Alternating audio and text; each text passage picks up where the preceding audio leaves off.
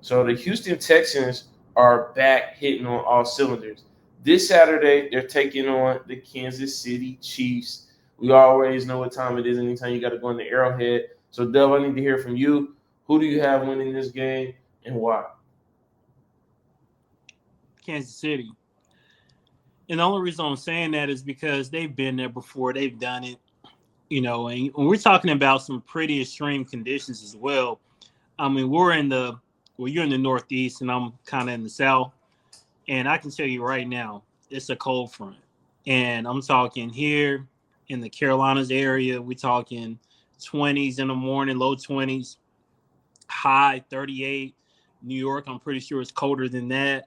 So when you think about Kansas City and playing in those conditions, and then you have Houston, who's a dome team that play a good percentage of their games indoors, it's going to be a different ball game. The ball's going to be a little harder. It's going to be harder to catch the ball. So they're going to have to establish the running game early with Joe Mixon to even have a fighting chance.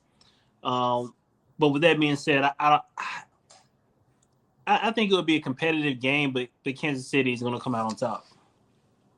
Yeah, I think definitely the cold is going to be a factor. Anytime you got to go in the Arrowhead this time of year, the cold is a real factor.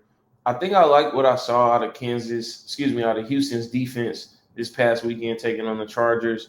They were uber effective in terms of getting pressure on Justin Herbert, on getting him to the ground, and I think they've got to do the same thing with Patrick Mahomes. They got to blitz early on some of those early downs, get the Kansas City Chiefs in situations where second and long, third and long, and they have to throw the ball. And then that secondary for the Houston Texans, I think is going to be able to make plays.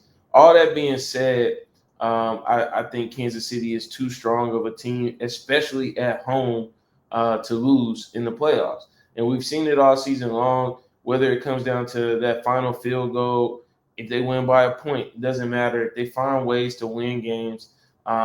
Every game is someone different. Xavier Worthy might have a rushing touchdown and a receiving touchdown one game. The next game, Samaje Perine stepped up while Isaiah Pacheco's out. The next game, you got Juju Smith-Schuster making a play. It doesn't matter. It's next man up. Travis Kelce hasn't been quite as dominant this season. They haven't needed him to be.